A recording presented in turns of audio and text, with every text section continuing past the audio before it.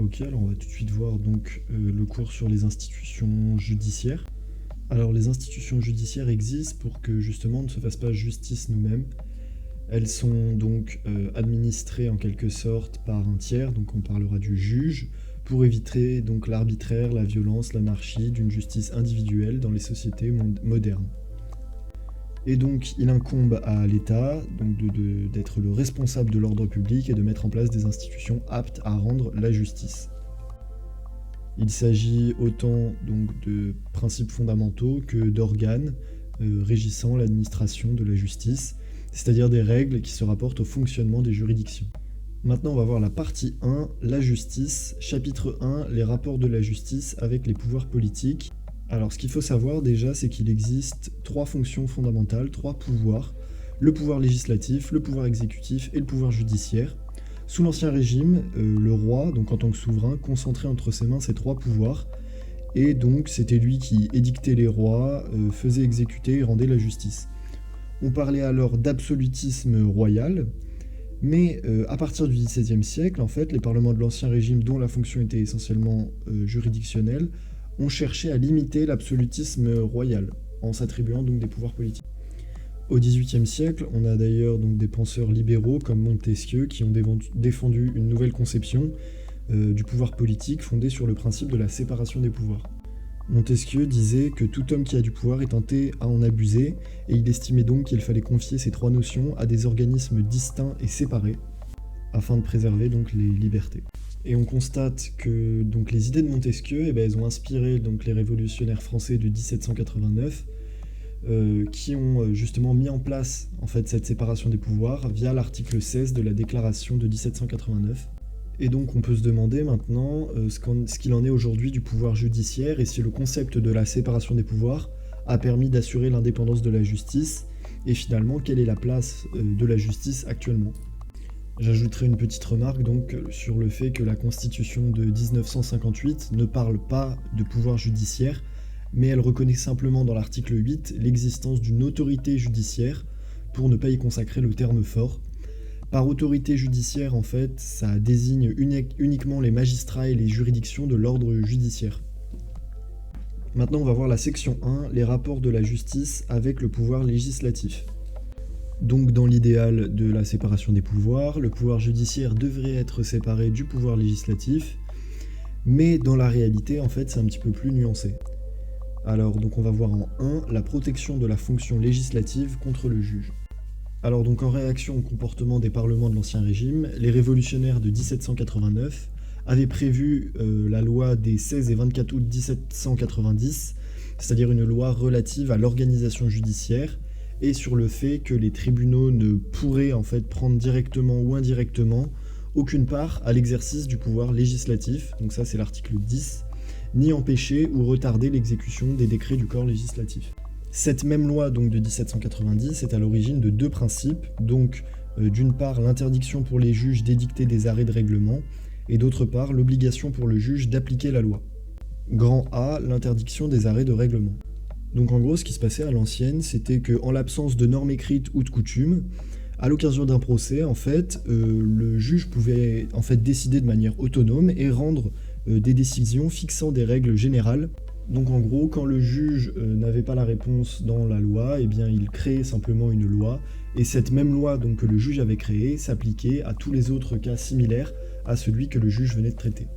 Et donc les révolutionnaires ont voulu rompre avec cet usage qui en fait constituait un empiètement sur la fonction législative, car en fait justement le juge en fait juste créait les lois.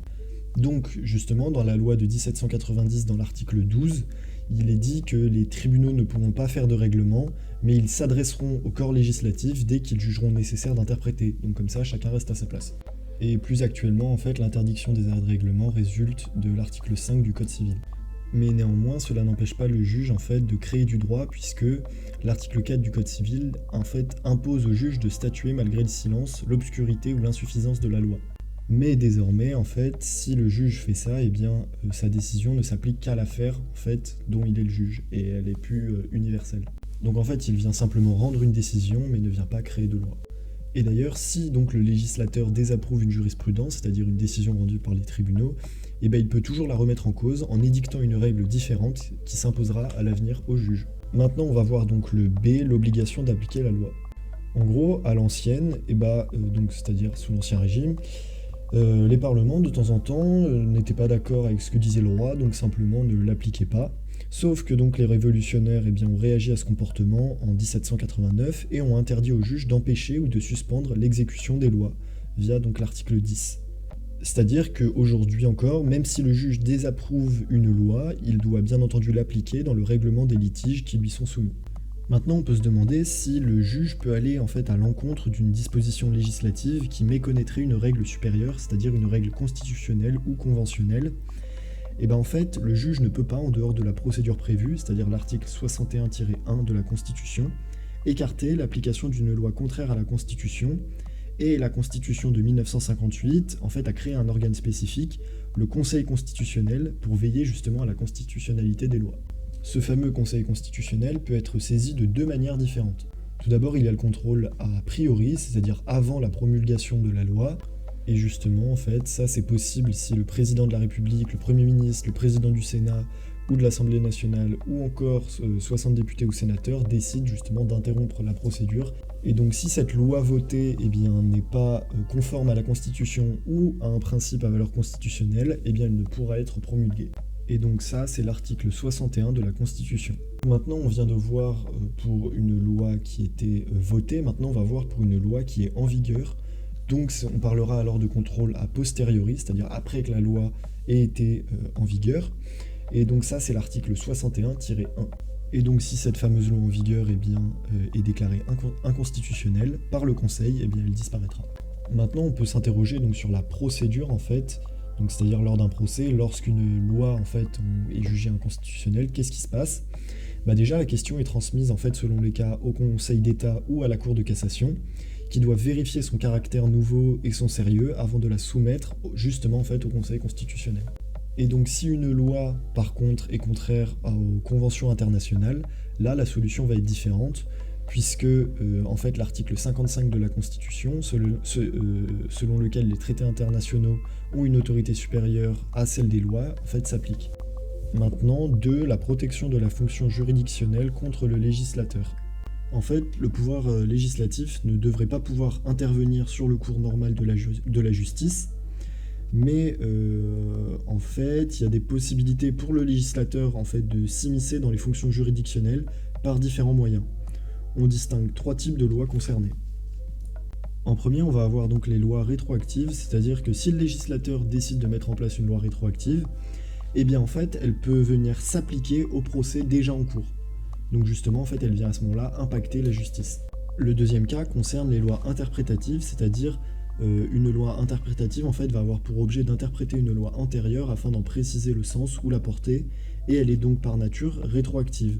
En fait, elle vient s'intégrer à la loi interprétée et prend effet à la date de cette dernière. Ce procédé peut donc être utilisé pour forcer le juge à statuer dans un sens déterminé dans une affaire en cours. Enfin, on va avoir les lois de validation, donc ce sont des lois rétroactives mais qui soulèvent un problème particulier. Une loi de validation a pour objet de valider rétroactivement un acte irrégulier, et donc en fait en validant l'acte irrégulier, le législateur empêche son éventuelle annulation par le juge et impacte donc la justice. Maintenant, on va voir la section 2, les rapports de la justice avec le pouvoir exécutif. Alors, les rapports de la justice avec le pouvoir exécutif doivent être analysés à 2 égards. Premièrement, celui de la séparation des fonctions administratives et judiciaires, mais aussi celui de l'indépendance statutaire des juges à l'égard du gouvernement. 1. La séparation des fonctions administratives et judiciaires. Alors, la loi des 16 et 24 août 1790 a posé le principe des séparations des fonctions administratives et judiciaires, donc d'après l'article 13. Donc grossièrement, les fonctions judiciaires sont distinctes et demeureront toujours séparées des fonctions administratives. Les juges ne pourront, sous peine de trahison, troubler de quelque manière que ce soit les opérations des corps administratifs, ni faire comparaître devant un juge les administrateurs à raison de leurs fonctions. Mais donc, ce principe de séparation des fonctions administratives et judiciaires a eu des conséquences importantes sur 2 plans. Tout d'abord, le contrôle juridictionnel des actes de l'administration, mais aussi la possibilité pour le juge d'adresser des injonctions, c'est-à-dire des ordres à l'administration. Grand A, le contrôle juridictionnel des actes de l'administration. En fait, avant, on parlait donc d'un système dit de l'administrateur-juge, Et en fait, il n'était pas satisfaisant car l'administration était à la fois juge et partie. Ce qui fait qu'en fait, on pouvait tout simplement douter de l'impartialité du juge dans le litige. C'est pourquoi, en 1799, il y a eu la création d'un Conseil d'État. Et en fait, au début, ce Conseil d'État, il était chargé de conseiller l'exécutif dans le règlement des litiges dont il était saisi. En fait, à la base, le Conseil d'État, c'était un organe consultatif. Son rôle se limitait à proposer une décision à l'exécutif. On parlait donc de système de justice retenu, et en fait, le Conseil d'État ne rendait pas lui-même des jugements. C'était l'exécutif qui avait le pouvoir de décision. Puis, l'évolution s'est produite, et le Conseil d'État est finalement devenu, avec la loi donc, du 24 mai 1872, une véritable juridiction rendant ses décisions au nom du peuple français. Mais en fait, la transformation du Conseil d'État en juridiction est à l'origine d'une dualité d'ordre juridictionnel. En fait, ça signifie qu'il existe aujourd'hui dans notre pays deux ordres de juridiction, c'est-à-dire deux ensembles hiérarchisés de tribunaux relevant chacun d'une juridiction suprême qui lui est propre et qui peut annuler leurs décisions. Ces deux ordres de juridiction sont donc l'ordre juridictionnel judiciaire, avec au sommet la Cour de cassation, mais aussi l'ordre juridictionnel administratif, avec au sommet le Conseil d'État. Alors déjà, les juridictions de l'ordre judiciaire en fait tranchent les litiges entre les particuliers, donc c'est-à-dire la compétence des juridictions civiles, et répriment les infractions, donc c'est-à-dire ils font la justice dans les juridictions pénales. À côté, les juridictions de l'ordre administratif viennent juger donc les litiges concernant l'administration, c'est-à-dire les litiges qui opposent les administrés à l'administration ou les administrations entre elles. On parlera alors de justice administrative. Sauf qu'en fait, de temps en temps, c'est un peu kiff-kiff et on ne sait pas qui doit juger quoi. Donc, en fait, il y a un conflit de compétences entre les ordres juridictionnels et il y a alors une juridiction spécifique appelée tribunal des conflits qui a été instituée. Sa création remonte à la loi du 24 mai 1872, elle-même reformulée par une loi du 16 février 2015. Ce tribunal des conflits, en fait, n'appartient à aucun des deux ordres de juridiction. Il est composé en nombre égal de membres du Conseil d'État et de membres de la Cour de cassation, soit 4 de chaque. Et en gros, il est chargé de déterminer l'ordre juridictionnel compétent pour juger une affaire. Maintenant, on va voir le B, les injonctions à l'administration. Cependant, donc, cette séparation des fonctions administratives et judiciaires a une conséquence, c'est l'interdiction faite au juge d'adresser des injonctions à l'administration, c'est-à-dire un ordre donné par le juge à l'administration.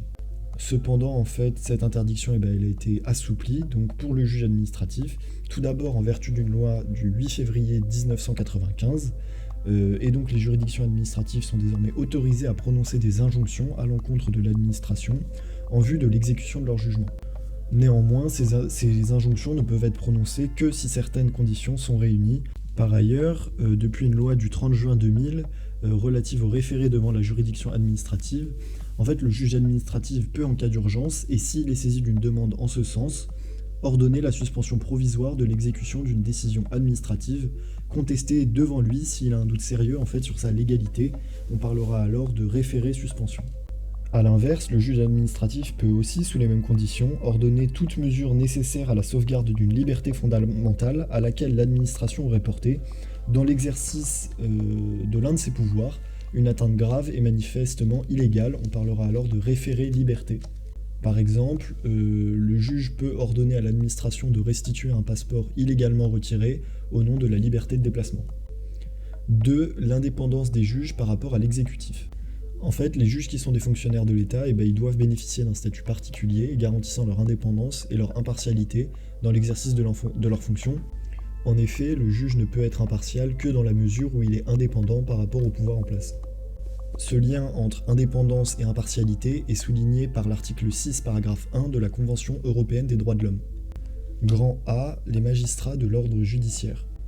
Alors en fait, donc, il faut distinguer au sein de ces magistrats, les magistrats donc, du siège et les magistrats du ministère public, dit aussi magistrats du parquet. La différence entre les deux n'est pas hiérarchique mais fonctionnelle. Les magistrats du siège ont pour fonction d'instruire et de juger les affaires en matière civile et pénale, alors que les magistrats du parquet, eux, ne jugent pas, ils ne tranchent pas de litige, ce ne sont pas des juges au sens propre, ils ont pour mission en fait de défendre les intérêts de la société, l'intérêt général devant les juridictions. En fait, les magistrats du parquet, donc eux, ils sont recrutés en fait par un concours et nommés par le président de la République sur proposition du ministre de la Justice, et ils ne bénéficient pas en fait des mêmes garanties d'indépendance à l'égard de l'exécutif, alors que l'indépendance des magistrats du siège est garantie en fait par plusieurs éléments.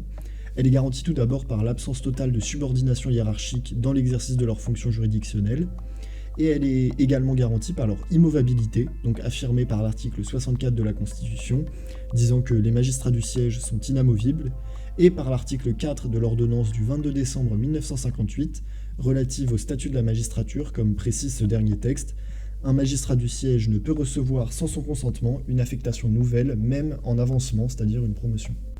En gros, ça veut dire que un magistrat du siège ne peut être déplacé à un autre poste contre sa volonté. A l'inverse, la situation des magistrats du parquet est différente. Tout d'abord, l'article 5 de l'ordonnance du 22 décembre 1958 dispose qu'ils sont placés sous la direction et le contrôle de leur chef hiérarchique et sous l'autorité du garde des Sceaux, donc c'est-à-dire le ministre de la Justice. En revanche, il faut ajouter que le ministre de la Justice, depuis une loi du 25 juillet 2013, ne peut plus donner des instructions individuelles à propos d'une affaire déterminée. De plus, les magistrats du parquet ne bénéficient pas de l'inamovibilité. Et enfin, en fait, les magistrats du parquet, en matière de discipline, ils sont moins surveillés, en gros, que les magistrats du siège, qui eux sont soumis donc en fait au Conseil supérieur de la magistrature et qui en fait peuvent avoir des poursuites disciplinaires. Néanmoins, tous les magistrats en fait sont sous le Conseil supérieur de la magistrature, qui est chargé en fait au terme de l'article 4 de la Constitution d'assister le chef de l'État dans sa fonction de garant de l'indépendance de l'autorité judiciaire. Et en gros, ce fameux Conseil supérieur de la magistrature comporte deux formations distinctes, donc l'une compétente à l'égard des magistrats du siège et l'autre à l'égard des magistrats du parquet. Sauf qu'en fait, elle est beaucoup plus sévère pour les magistrats du siège, alors que pour les magistrats du parquet, en gros, ils se contentent simplement de faire des remarques sur les magistrats du parquet au ministre de la Justice. Maintenant, on va voir le B, les juges de l'ordre administratif. Alors en fait, ces juges-là, ils n'ont pas les mêmes garanties statutaires que les magistrats du siège, mais leur indépendance est quand même réelle. En fait, les membres du Conseil d'État doivent leur indépendance davantage au prestige de la juridiction et du corps auquel ils appartiennent qu'aux textes qui les régissent, puisqu'en fait, aucun texte ne leur garantit l'inamovibilité, mais en pratique, ils en bénéficient. De plus, les avancements de grade se font vis-à-vis de l'ancienneté, sauf pour les postes les plus importants, qui à ce moment-là se font vis-à-vis du choix, tout simplement. Et pour finir, les membres des tribunaux administratifs et des cours administratives d'appel bénéficient depuis une loi du 6 janvier 1986 d'un statut plus protecteur qu'auparavant. En fait, cette loi leur a conféré l'inamovibilité et elle a créé un conseil supérieur des tribunaux administratifs et des cours administratifs d'appel qui fait des propositions en matière d'avancement et de discipline. Ok, maintenant on va voir le chapitre 2, le service public de la justice. Alors, la justice, en tant qu'activité d'intérêt général exercée par l'État, constitue un service public. Elle fait partie en fait des services publics régaliens, c'est-à-dire qu'elle correspond à une mission traditionnelle de l'État, au même titre que la défense ou la diplomatie. Le service public de la justice dépend du ministère de la Justice, qu'on appelle parfois la chancellerie, et le ministère de la Justice est au lieu même placé sous l'autorité du ministre de la Justice, donc c'est-à-dire le garde des Sceaux. Le service public de la justice est soumis à quelques principes fondamentaux d'organisation et de fonctionnement. En cas de fonctionnement défectueux, sa responsabilité peut être engagée. Section 1, les principes d'organisation et de fonctionnement du service public de la justice. Grand 1, l'application des principes traditionnels des services publics au service public de la justice. Alors déjà, ce qu'il faut savoir, c'est que tous les services publics sont soumis à trois grands principes. Donc le principe d'égalité devant le service public, le principe de continuité du service public et le principe d'adaptation permanente du service public, principe en fait de mutabilité. Grand A, le principe d'égalité devant le service public. Alors déjà, le principe d'égalité devant la justice possède une valeur constitutionnelle. En gros, il implique que les justiciables se trouvant dans la même situation soient traités de manière identique, c'est-à-dire qu'ils soient jugés par les mêmes tribunaux selon les mêmes règles de procédure et de fond, puisqu'en fait, sous l'Ancien Régime, au contraire, il existait des privilèges de juridiction qui permettaient à certains individus d'être jugés dans des conditions plus favorables. Ces discriminations ont été abolies par la loi en fait, du 16 et 24 août 1790, mais en fait, ce principe d'égalité devant la justice s'applique à tous les justiciables, quelle que soit leur nationalité, et en pratique, la question de l'égalité d'accès à la justice est étroitement liée en fait, à celle de son coût pour le justiciable, puisque en fait, un procès peut engendrer des coûts importants. Mais on verra qu'il existe le principe de gratuité. On va déjà commencer par le grand B, le principe de continuité. Alors en gros, ce principe de continuité, il est tout simple. Déjà, il a une valeur constitutionnelle, et juste, en fait, il implique un fonctionnement régulier du service public sans autre interruption que celle prévue par les textes en vigueur, Donc en fait dans ce cas-là, la justice en fait est permanente et ces décisions sont rendues tout au long de l'année. Il n'y a donc pas d'interruption ni de cession de justice en fait. Et également, afin d'assurer la continuité du service public, la loi interdit aux magistrats de l'ordre judiciaire de faire grève, et ça c'est l'article 10 de l'ordonnance de 1958. Maintenant on va voir le grand C, le principe d'adaptation permanente. En gros, ce principe implique de faire évoluer le service public quand l'intérêt général l'exige. Il peut ainsi justifier la modification des conditions de fonctionnement du service. Et pour vous donner un exemple, en fait, il y a eu une modification de la carte judiciaire, puisque la dernière datait de 1958, et donc il y en a eu une en 2008, puisqu'en fait, la plupart des juridictions ne correspondaient plus à la réalité démographique du pays, puisque elles dataient de 1958. Maintenant, grand 2, les principes spécifiques au service public de la justice. Et donc là, on va voir le A, le principe de gratuité. Ce qu'il faut comprendre de ce principe de gratuité, c'est que il n'existe pas. En fait, il n'existe pas de principe général de gratuité des services publics, puisque par exemple, quand vous marchez dans la rue, qu'il y a de la lumière, vous allez dans un parc et il y a de l'eau, ça peut paraître gratuit, mais en fait, c'est juste payé par les impôts. Et pour justement relier ça avec le service public de la justice, en fait, le principe de gratuité signifie principalement que les justiciables ne paient pas leurs juges, parce que les juges en fait sont des fonctionnaires rémunérés par l'État, sauf que du coup, les impôts, vous payez l'État, quoi.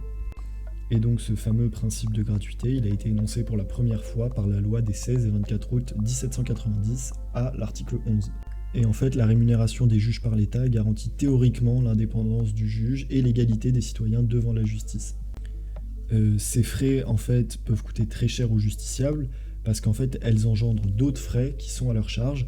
Ces frais correspondent par exemple donc aux honoraires des avocats, même si de temps en temps on peut choisir ou non d'avoir un avocat, dans certains cas c'est obligatoire. Pareil pour les frais d'expertise ou les frais liés à un huissier et tout ça. Mais donc on peut se demander qui va payer ces frais. Et déjà, chaque plaideur rémunère en principe son avocat, qu'il ait gagné ou perdu le procès, même s'il y a des exceptions. Et les autres frais qu'on va appeler les dépenses sont en principe payés par la partie perdante. Sauf que là encore, la règle connaît des exceptions, car le juge peut décider de mettre une partie, la totalité des frais, pour l'autre partie. Donc ça, c'est l'article 700 du Code de procédure civile. En matière pénale, les dépenses sont exclusivement à la charge de l'État, ça c'est l'article 800-1 du Code de procédure pénale. La partie condamnée doit juste payer un droit fixe de procédure dont le montant varie selon les juridictions. Mais quand même, afin donc de faciliter l'accès à la justice à tous, un système d'aide juridictionnelle a été institué pour les personnes ayant de faibles revenus. Cela signifie que l'État prend en charge totalement si la personne gagne moins de 1000 euros ou partiellement si la personne gagne moins de 1500 euros les coûts en fait liés au procès. Et donc ces dispositions en fait, elles résultent d'une loi du 10 juillet 1991 relative à l'aide juridique. Mais en fait, cette aide juridique existe depuis longtemps, puisque l'aide juridictionnelle aux plus pauvres remonte à une loi de 1851. Simplement, celle de 1991 a permis d'élargir en fait cette aide. Maintenant, on va voir le B, le principe de hiérarchie. Alors, il faut savoir qu'il existe au sein de chaque ordre juridictionnel une hiérarchie entre juridictions. Il y a déjà les juridictions dites de premier degré, donc qui connaissent les affaires en première instance, c'est-à-dire en premier ressort, ou la première fois. Et ensuite, donc, il y a les juridictions dites du second degré, donc qui sont hiérarchiquement supérieures et qui jugent les affaires une seconde fois, dans le cadre donc, du mécanisme de l'appel. Par ailleurs, une haute juridiction, donc la Cour de cassation pour le judiciaire ou le Conseil d'État pour l'administratif, exerce pour chaque ordre juridictionnel un contrôle de légalité de toutes les décisions qui lui sont soumises. Le recours en appel et en cassation ne sont pas ouverts dans les mêmes conditions et ne remplissent pas les mêmes fonctions. Maintenant, donc, le recours en appel, en fait, est ouvert à l'encontre d'une décision de justice rendue en premier ressort, et il permet en fait aux justiciables de faire réexaminer leur affaire par une juridiction hiérarchiquement supérieure. L'appel permet de faire vérifier en fait la régularité du jugement rendu en première instance. De cette manière, en fait, l'appel illustre la règle du double degré de juridiction, et elle répond à un souci de meilleure justice au sens où les juges en fait peuvent commettre des erreurs.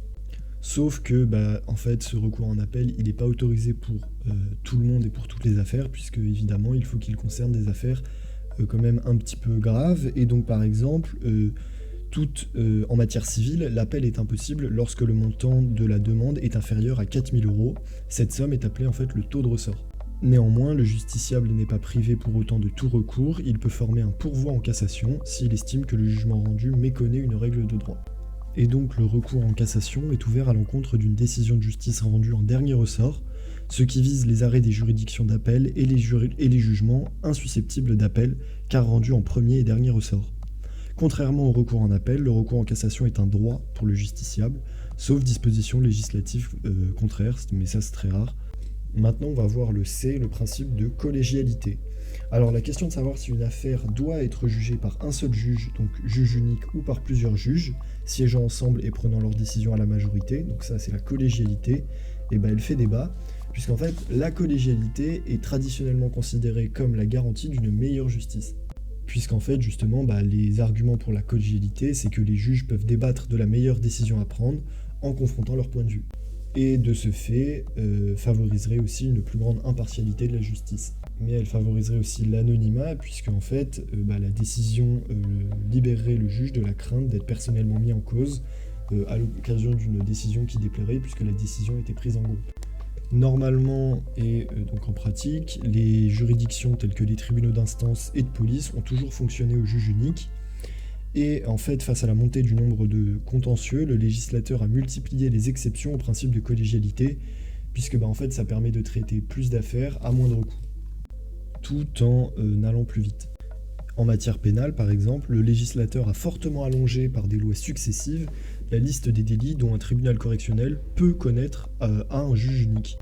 Et donc ça, c'est l'article 398-1 du Code de procédure pénale. Et la multiplication des magistrats spécialisés dans certains contentieux, en fait, a également contribué à l'accroissement du juge unique.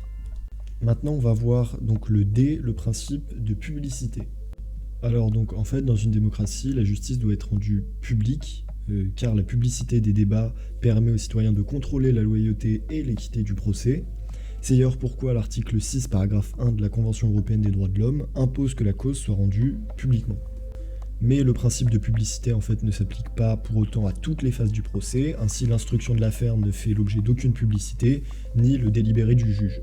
En revanche, les audiences et débats sont habituellement publics et les décisions de justice sont rendues publiques. Maintenant, on va donc voir la publicité des audiences. Alors en principe, les débats devant les juridictions civiles, pénales et administratives ont lieu en audience publique, c'est-à-dire que les salles d'audience sont ouvertes au public. Néanmoins, il existe des exceptions, donc si la publicité peut engendrer des troubles à l'ordre public ou pour préserver la sécurité nationale, ou alors pour l'intérêt d'un des parties, donc c'est-à-dire la protection des mineurs ou le respect de l'intimité de la vie privée. Dans ce cas-là, on parlera donc d'audience fermée ou d'audience à huis clos. Et donc ça soulève en fait le problème de la médiatisation tout simplement des procès, et donc pour ça des dispositions ont été prises, qui fait que l'enregistrement sonore ou audiovisuel des débats pour en permettre l'exploitation radiophonique ou télévisuelle est en principe interdit. Néanmoins, c'est autorisé en vue de la constitution d'archives historiques de la justice. En revanche, les comptes rendus des fidèles des débats judiciaires sont permis et le président de la juridiction peut autoriser des prises de vue avant le commencement des débats. Donc c'est en gros, tu filmes la salle, les gens s'installent et tout. Maintenant, on va voir la publicité des décisions. Alors, les décisions de justice sont lues en audience publique, affichées dans la salle d'audience ou publiées dans les recueils. Elles peuvent également être mises à disposition au greffe du tribunal, et il est plus facile aujourd'hui de prendre connaissance des décisions de justice grâce à Internet. Par exemple, Légifrance en assure la diffusion. Maintenant, on va voir la section 2, la responsabilité du service public de la justice. Alors en fait, ici, ce qu'on voit, c'est qu'il peut y arriver qu'il y ait des condamnations par erreur, des pertes de dossiers, de la lenteur excessive d'une procédure, ou alors des fuites sur un dossier dans la presse. Et en fait, la question se pose de savoir dans quelle mesure le justiciable victime d'un préjudice peut mettre en jeu la responsabilité du service public afin d'obtenir une indemnisation. On parlera donc de la responsabilité civile. Grand A, la responsabilité du fait du fonctionnement des juridictions judiciaires. Alors, le principe d'une responsabilité de l'État pour fonctionnement défectueux de la justice judiciaire a été reconnu par une loi du 5 juillet 1972, et donc le régime de responsabilité organisé par cette loi est aujourd'hui codifié par l'article 141-1 du Code de l'organisation judiciaire. Au terme de cet article, donc, l'État est tenu de réparer les dommages causés par le fonctionnement défectueux du service public de la justice. Et alors cette responsabilité, elle est toutefois cantonnée au cas de faute lourde ou de déni de justice. On va voir donc dans un premier temps la faute lourde. Alors, la loi du 5 juillet 1972 a exigé, sans la définir, une faute lourde pour mettre en jeu la responsabilité de l'État. Cette notion de faute lourde a été définie par la jurisprudence de la Cour de cassation et elle avait à l'origine une conception très stricte de la faute lourde. Elle la définissait comme celle commise sous l'influence d'une erreur tellement grossière qu'un magistrat soucieux de ses devoirs ne l'aurait pas entraînée. Sauf que cette définition, elle est rarement retenue parce qu'elle n'est pas... voilà. Donc en 2001, la Cour de cassation a assoupli cette notion pour l'élargir à toute déficience caractérisée par un fait ou une série de faits traduisant l'inaptitude du service public de la justice à remplir sa mission. Donc maintenant on vient de voir la faute lourde, on va voir le déni de justice. Alors le déni de justice désigne au sens strict le fait pour un juge de refuser de répondre à la requête ou de négliger de juger les affaires en état de lettres. Sauf que du coup il y avait des filous qui avaient compris qu'ils devaient juger, juste ils mettaient des plombes à juger. Donc ce qui s'est passé, c'est que l'article 6, paragraphe 1 de la Convention européenne des droits de l'homme dit que donc une requête doit être jugée dans un délai raisonnable. Et en fait, donc la Cour de cassation a assoupli la notion de faute lourde, puisque avant un délai excessif de jugement était considéré comme une faute lourde et non comme un déni de justice. Et grâce à ces évolutions jurisprudentielles, les justiciables ont pu engager plus facilement la responsabilité de l'État. Et il existe aussi à côté de ce régime de responsabilité de droit commun des régimes spéciaux de responsabilité, comme par exemple en matière pénale où ils concernent principalement le cas de personnes ayant fait l'objet d'une incarcération injustifiée.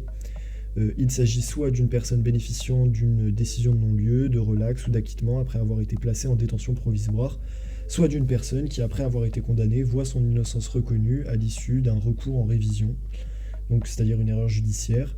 Dans les deux cas, l'intéressé peut demander la réparation intégrale du préjudice moral et matériel que lui a causé la détention injustifiée, et en matière civile, en fait, il concerne la tutelle des mineurs et la protection judiciaire des majeurs.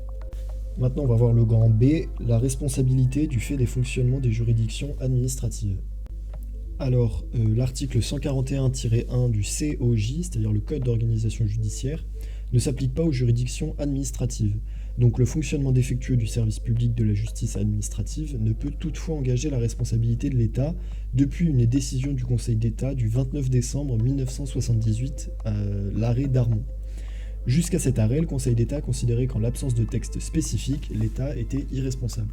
Sauf dans le cas où la faute lourde alléguée résulterait du contenu même d'une décision juridictionnelle devenue définitive. À partir de cet arrêt, il y a deux points à souligner. Le premier point, c'est que le Conseil d'État exige une faute lourde pour mettre en jeu la responsabilité de l'État. Toutefois, depuis un arrêt Magiera du 28 juin 2002, il y a une exception à cette exigence de la faute lourde lorsque le préjudice résulte de la durée excessive de la procédure. Et en fait, cette exception à l'exigence d'une faute lourde vise à prévenir d'une nouvelle condamnation de la France par la Cour européenne des droits de l'homme pour méconnaissance du droit à un délai raisonnable de jugement. Le deuxième apport de la jurisprudence Darmon est que la faute lourde alléguée par le justiciable ne doit pas résulter du contenu même d'une décision de justice. Cependant, il y a une exception donc qui est que la responsabilité de l'État peut être engagée dans le cas où le contenu de la décision est entaché par une violation manifeste d'une règle de droit communautaire conférant des droits aux particuliers. Ça, c'est l'arrêt du 18 juin 2008, l'arrêt Gestas. Maintenant, on va voir le grand 2, la responsabilité du juge. Alors, le juge peut-il avoir à répondre personnellement de ses fautes? Il faut distinguer les magistrats judiciaires et les magistrats administratifs. Donc, en grand A, magistrats judiciaires. Alors, pour les magistrats judiciaires, la réponse elle est apportée par l'article L11-1 de l'ordonnance du 22 décembre 1958. Et cet article affirme que les magistrats ne sont responsables que de leurs fautes personnelles et que lorsqu'une telle faute se rattache au service public de la justice, leur responsabilité ne peut être engagée que sur l'action récursoire de l'État. Par conséquent, lorsque la faute personnelle est liée au fonctionnement du service, en dehors des fonctions professionnelles, la victime elle ne peut pas agir directement contre le juge. Elle doit agir contre l'État pour faute lourde ou déni de justice, qui, s'il est condamné à réparer le préjudice, pourra ensuite se retourner contre le juge fautif pour lui demander le remboursement de l'indemnité versée à la victime. Et ça, c'est pas mal parce que ces dispositions, en fait, elles ont des avantages pour les justiciables, puisque l'État garantit aux victimes des dommages causés par les fautes personnelles des juges. Mais on peut aussi constater qu'il y a une sorte d'immunité des juges car l'État n'exerce jamais d'action à leur encontre, et donc pour les victimes, il peut y avoir en fait un sentiment d'impunité des juges. Maintenant, on va voir la responsabilité pénale. Alors ici, ce qu'il faut savoir, c'est que le juge peut faire l'objet de poursuites pénales. Mais il y a des conditions pour ça. Donc ça peut être soit il fait un déni de justice, un abus de pouvoir ou de la corruption. Si son comportement représente une faute disciplinaire, eh ben, il peut se voir infliger une sanction disciplinaire. Et donc la responsabilité disciplinaire ici peut être engagée au nom de l'article 43 alinéa 1er de l'ordonnance de 1958 pour tout manquement par un magistrat au devoir de son état à l'honneur, à la délicatesse ou à la dignité. Depuis 2011, tous les justiciables en fait, qui estiment que le comportement d'un magistrat au cours d'une procédure le concernant est constitutif d'une faute disciplinaire peut saisir en fait directement le Conseil supérieur de la magistrature, c'est-à-dire le boss des magistrats. Pour les juges administratifs, il n'y a pas vraiment de texte spécifique, donc le régime de responsabilité applicable est donc a priori celui qui régit les autres fonctionnaires de l'État. Et donc la victime peut choisir d'agir soit contre le juge, soit contre l'État, mais la plupart du temps, en fait, la victime agit contre l'État parce qu'elle est quasiment sûre en fait, d'être indemnisée de son préjudice. Et en cas de condamnation, l'État pourra à ce moment-là exercer une action récursoire contre le fonctionnaire. C'est-à-dire que l'État se retourne contre le fonctionnaire et le juge peut faire l'objet d'une poursuite pénale ou d'une procédure disciplinaire si il y a une faute disciplinaire. Maintenant, donc on a fini la partie 1 qui était sur la justice. Maintenant, on va voir donc la partie 2, l'étude des juridictions. Le chapitre 1, les juridictions non rattachées à un ordre juridictionnel. Alors ce qu'il faut savoir, c'est que les juridictions nationales internes sont toutes rattachées à un ordre juridictionnel, judiciaire ou administratif, à l'exception de deux d'entre elles, donc c'est le Conseil constitutionnel d'une part et le tribunal des conflits d'autre part, qu'on a vu précédemment. Grossièrement, pour le Conseil constitutionnel, en fait, ça tient du fait que l'État a choisi de réserver le contrôle de la constitutionnalité des lois à une juridiction spécifique, unique en son genre. S'agissant du tribunal donc des conflits, son autonomie s'explique par l'objet de ses attributions. En fait, il est chargé de régler les conflits de compétences ou les contrariétés de décision entre les juridictions des deux ordres. Il peut donc en fait appartenir à aucun des deux. Section 1, le Conseil constitutionnel. Petit 1, l'organisation du Conseil constitutionnel. A, la composition du Conseil constitutionnel. Alors, au terme donc de l'article 56 de la Constitution, le Conseil constitutionnel comprend deux catégories de membres. Alors donc, il en comprend 9 qui sont nommés pour une durée de 9 ans. Alors, 3 sont désignés par le président de la République, 3 par le président de l'Assemblée nationale et 3 par le président du Sénat. Et donc ces membres sont renouvelés par tiers tous les 3 ans, ce qui assure en fait une certaine continuité. Et donc le choix est libre, aucune condition de compétence juridique notamment n'est imposée, donc on n'est pas obligé d'avoir fait du droit pour être nommé. De plus, il peut y avoir en fait des membres de droit. Alors les membres de droit en fait sont les anciens présidents de la République, mais qui ne sont pas obligés d'y siéger forcément, mais l'existence de cette catégorie en fait, elle est régulièrement contestée. C'est pourquoi le projet de loi constitutionnelle du 29 août 2019 prévoit de supprimer en fait les membres de droit. De plus, le président du Conseil est désigné par le président de la République. De manière générale, on remarque qu'il y a quand même beaucoup de critiques à l'égard du Conseil constitutionnel, puisque il y a l'existence des membres de droit et l'absence d'exigence de compétences juridiques. Maintenant, on va voir B, le statut du Conseil constitutionnel.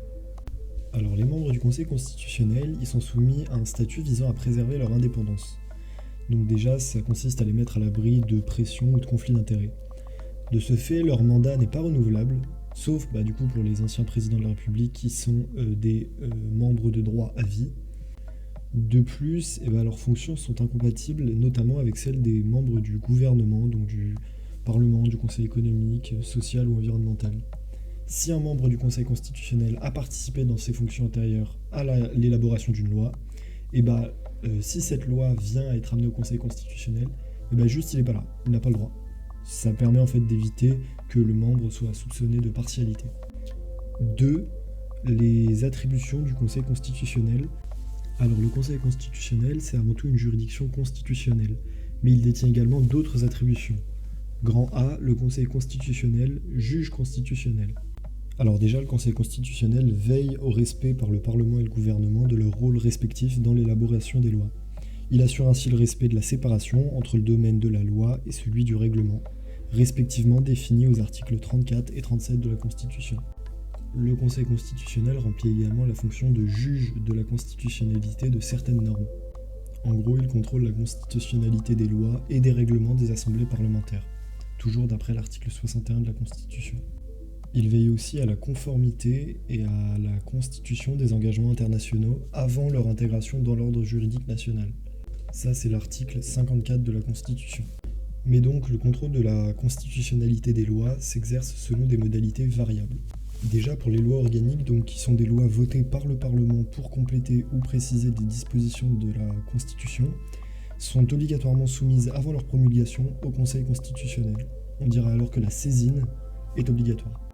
De plus, pour les lois ordinaires, c'est-à-dire les lois adoptées par le Parlement dans les matières qui lui sont réservées, ne sont contrôlées que si le Conseil constitutionnel est saisi. Alors là, dans ce cas-là, on aura une saisine facultative. Le contrôle est susceptible de porter soit sur une loi non encore promulguée, contrôle a priori, soit sur une loi déjà promulguée et entrée en vigueur, contrôle a posteriori. En gros, pour le contrôle a posteriori, donc on contrôle la constitutionnalité de la loi avant sa promulgation, et pour le contrôle a posteriori, alors là on va voir donc le mécanisme de QPC, qui est donc mis en place depuis la révision constitutionnelle du 23 juillet 2008 à l'article 61-1 de la Constitution, et qui donc prévoit à l'occasion en fait d'un procès, si le justiciable en fait trouve qu'une loi porte atteinte à ses libertés et ses droits fondamentaux, peut en fait faire cette question prioritaire de constitutionnalité afin de vérifier en fait la constitutionnalité de la loi en question.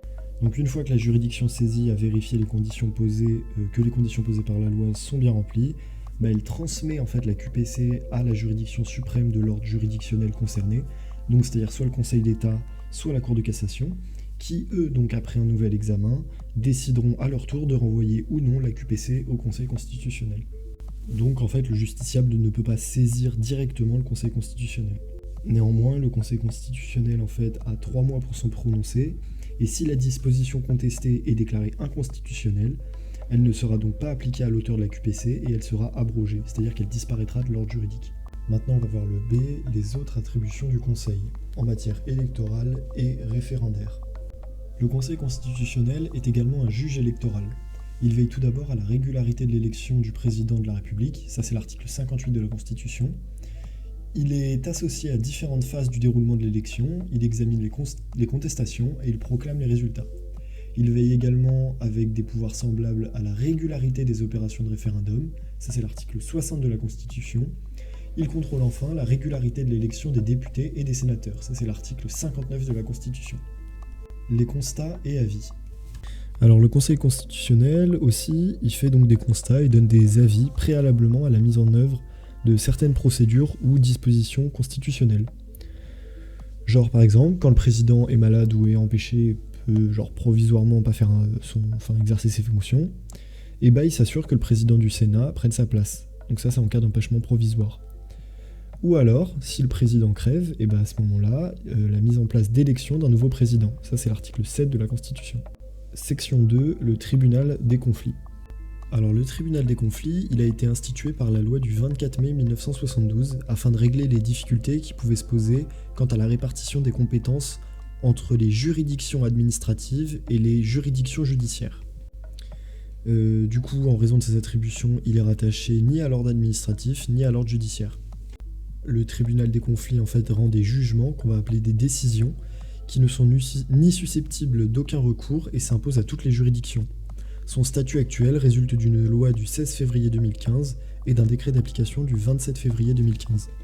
Petit 1, l'organisation du tribunal des conflits. Alors sa composition. Alors le tribunal des conflits, il est composé de 4 membres du Conseil d'État et 4 membres de la Cour de cassation, soit 8 membres au total. Alors les membres sont nommés pour une durée de 3 ans et rééligibles 2 fois. Ils choisissent parmi eux pour 3 ans un président, issu alternativement du Conseil d'État et de la Cour de cassation. Maintenant, on va voir donc le fonctionnement du tribunal des conflits. Alors, en cas de partage égal de voix, soit 4-4, l'affaire donne lieu à un second délibéré par la même formation de jugement. Et si cela s'avère nécessaire, à un nouvel examen par une formation élargie composée de 12 membres, les 8 de la formation ordinaire, plus 2 conseillers d'État et 2 conseillers de la Cour de cassation. Maintenant, grand 2, les attributions du tribunal des conflits. Alors, le tribunal des conflits, il est susceptible d'être saisi dans 4 situations. On va voir en A, le conflit positif. Alors le conflit positif, en fait, il s'élève entre une juridiction judiciaire qui, saisie par un justiciable, se déclare compétente et l'administration qui conteste cette compétence, car à ses yeux, sans doute, le litige se révèle du juge administratif. Donc en gros, les deux veulent la faire, sauf que donc celui qui a le dernier mot, en fait, c'est le préfet, qui, en tant que représentant de l'exécutif, tranche en fait le litige. Et en fait, cette procédure, elle vise à protéger la sphère de compétence des juridictions administratives contre d'éventuels débordements de compétences du juge judiciaire. Et alors, si le conflit continue, le préfet donc, qui conteste la compétence judiciaire adresse à la juridiction saisie un déclinatoire de compétence, c'est-à-dire il lui dit non, tu n'es pas compétente, arrête, sauf si en fait la juridiction n'est toujours pas d'accord, donc elle rejette ce déclinatoire. Le préfet peut alors prendre un arrêté de conflit, ce qui revient en gros à saisir le tribunal des conflits. L'arrêté sera confirmé ou annulé par le tribunal des conflits. S'il est confirmé, la juridiction judiciaire sera définitivement dessaisie, donc c'est-à-dire que le demandeur devra saisir la juridiction administrative compétente. S'il est annulé, le procès reprendra son cours devant la juridiction judiciaire. Maintenant, on va voir en B, donc on vient de voir en A le conflit positif, maintenant on va voir en B le conflit négatif. Alors donc, le conflit positif, c'était les deux voulaient la faire. Maintenant, le conflit négatif, c'est les deux se disent qu'ils ne sont pas compétents en fait. Donc c'est-à-dire que les deux juridictions, donc l'ordre judiciaire et l'ordre administratif, se déclarent incompétentes pour le même litige. Alors à ce moment-là, on va saisir le tribunal des conflits, qui lui alors va décider lequel est compétent. Et en fait, cette procédure, elle sert en fait à protéger les justiciables d'un déni de justice, c'est-à-dire qu'on dise personne n'est compétent, on ne sait pas, tant pis. Alors on vient de voir donc les deux qui veulent se battre pour l'avoir, les deux qui se battent pour pas l'avoir. Maintenant, il y a donc la difficulté sérieuse de compétence. Alors là, en fait, c'est juste, en gros, ils savent pas trop. Donc cette procédure permet, lorsqu'une juridiction est saisie d'un litige qui présente à juger une question de compétence délicate, de renvoyer spontanément au tribunal des conflits le soin de déterminer l'ordre de juridiction compétent. En fait, l'intervention du tribunal des conflits, ici, elle est purement préventive, et son objectif est de permettre un éclaircissement rapide sur une question difficile et épineuse. Avant 2015, la saisine du tribunal au titre de cette procédure était réservée aux juridictions suprêmes, c'est-à-dire le Conseil d'État et la Cour de cassation, mais depuis un décret du 27 février 2015, donc avec l'article 35, ça a ouvert la saisine pour des difficultés sérieuses de compétence à toutes les juridictions de fond. Maintenant, on va voir en D la contrariété de décision. Alors la contrariété de décision, en fait, elle fait référence à une affaire très particulière, c'est l'affaire Rosé. Alors Monsieur Rosé, en gros, il avait été blessé dans une collision entre un véhicule de l'armée et un véhicule privé dont il était passager. Et donc au début, il s'est rendu voir le juge civil afin d'obtenir une indemnité, mais le juge civil avait dit que le véhicule administratif était le seul responsable de l'accident. Il avait alors saisi le juge administratif, mais sa demande avait été également rejetée au motif que le véhicule privé était le seul responsable de l'accident. Donc en fait, ici, M. Rosé se heurtait à une contrariété de jugement de fond. En fait, ce qui s'est passé, c'est que chaque ordre juridictionnel s'était estimé compétent et s'était prononcé, mais en donnant une solution contraire, ça rendait l'indemnisation de la victime impossible. Le législateur a donc dû intervenir pour remédier à cette situation. Et donc, depuis une loi du 20 avril 1932, le justiciable est autorisé à saisir le tribunal des conflits en cas de contrariété de décision, conduisant donc à un déni de justice. Et en fait, l'originalité de cette procédure, c'est de permettre au tribunal de juger directement le litige au fond. En fait, dans les procédures précédemment étudiées, il ne connaît du fond d'une affaire que lorsque la connaissance du fond est nécessaire à la détermination de la compétence. Néanmoins, la saisine du tribunal au titre de cette procédure reste très très rare et exceptionnelle. Maintenant, on va voir le chapitre 2, les juridictions de l'ordre judiciaire, section 1, les juridictions du premier degré. Pour ces juridictions, on distingue entre les juridictions civiles et les juridictions pénales. Alors, les juridictions civiles. Les juridictions civiles sont assez compétentes pour régler les litiges entre les personnes privées. En fait, on va distinguer ici les tribunaux judiciaires, qu'on verra en 1, qui sont au premier degré les juridictions de droit commun, et les autres juridictions civiles, qu'on verra en 2, qui sont en fait des juridictions d'exception. Grand 1, les tribunaux judiciaires, juridiction de droit commun. Grand A, le tribunal judiciaire. Alors les tribunaux judiciaires, en fait, ils ont été créés par une loi du 23 mars 2019, et en fait la création de ces tribunaux judiciaires a été réalisée afin de simplifier l'organisation judiciaire pour les justiciables. En fait, ce qui s'est passé, c'est qu'il y a eu une fusion entre les tribunaux d'instance et les tribunaux de grande instance. Et donc cette fusion, elle est issue d'une loi qui a été mise en place le 1er janvier 2020. Et donc en fait, désormais, les tribunaux judiciaires statuent en matière civile et en matière pénale. Lorsqu'ils statuent en matière pénale, en fait, le tribunal judiciaire va changer de nom et il va se nommer tribunal correctionnel ou tribunal de police selon la nature de l'infraction. En fait, les tribunaux judiciaires trouvent leur origine en 1790 avec la loi des 16 et 24 août 1790 qui avait créé des tribunaux de district. En fait, en ce qui concerne l'implantation géographique des tribunaux judiciaires, il est important de noter que le Code de l'organisation judiciaire prévoit qu'il doit exister au moins un tribunal judiciaire dans le ressort de chaque cour d'appel. Ça, c'est l'article L211-2 du COJ. En fait, plus généralement, le nombre de tribunaux judiciaires par département dépend de l'activité judiciaire, de l'importance de la population et des facilités de communication. Aujourd'hui, on compte 164 tribunaux judiciaires. Maintenant, on va voir en B les compétences des tribunaux judiciaires. Alors, pour la compétence donc, des tribunaux judiciaires, ces tribunaux sont des juridictions civiles du premier degré qui disposent de la plus large compétence. Ils sont juges de droit commun en matière civile et peuvent connaître en première instance de toutes les affaires qui n'ont pas été attribuées à une autre juridiction du premier degré. Outre donc cette compétence de principe, les tribunaux judiciaires possèdent une compétence exclusive dans certaines matières fixées par la loi et règlement. Ce sont les seuls à pouvoir juger certains types de litiges, donc par exemple l'état des personnes, c'est-à-dire des questions qui concernent le mariage, la filiation, la question d'absence, la rectification des actes d'état civil, les successions, les questions de propriété immobilière, c'est-à-dire les litiges portant sur des droits immobiliers, des questions de saisie, des litiges en matière de baux à construction, mais aussi des questions de propriété intellectuelle.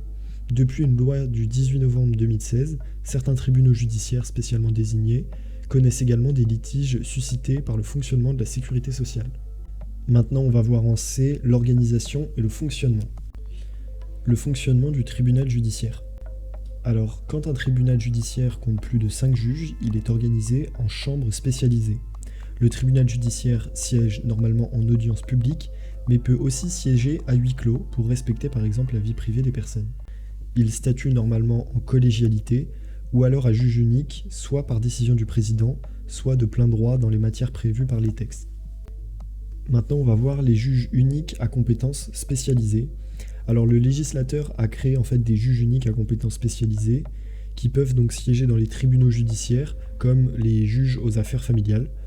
On a aussi le juge de l'exécution ou le juge des enfants qui peut intervenir en matière civile pour l'assistance éducative du mineur en danger.